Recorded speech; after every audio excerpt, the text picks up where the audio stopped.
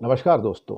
दोस्तों, अमेरिका जिस ढंग से चीन को लगातार धमकाता आ रहा है और कि मैं तुम्हारे ऊपर 60% की ड्यूटी लगा दूंगा, मैं रिटेलिएशन करूंगा, मैं बहुत कुछ कर दूंगा, लेकिन अल्टीमेटली 13 अमेरिकी कंपनियों पर प्रतिबंध लगा दिया।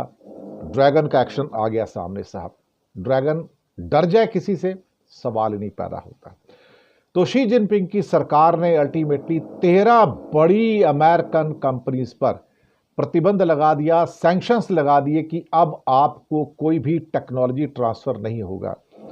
और इसके द्वारा हुआ क्या कि हो गई इनकी हालत खराब, क्योंकि यहां पर ये जो कंपनियां थी ये दरअसल ताइवान को बहुत सारे जो स्पेयर पार्ट्स वगैरह हैं वो भेजती थी, या उससे रिलेटेड जो टेक्नोलॉजी होती थी वो भेजती थी।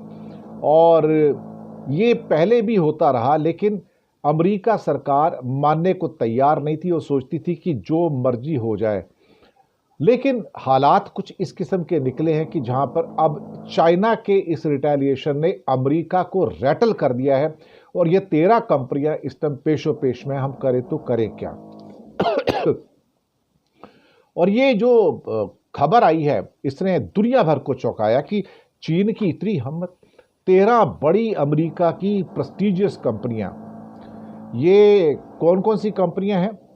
इसमें Rapid Flight LLC, Red 6 Solutions, Synexxus Inc, Firestorm Labs Inc, Kratos Unmanned Aerial Systems Inc, Havoc AI, Neros Technology, CyberLux Corporation, Domo Tactical Communications, Group W, Teledyne Brown Engineering Inc, Brinc Drones Inc and Shield AI Inc शामिल है इसके अंदर।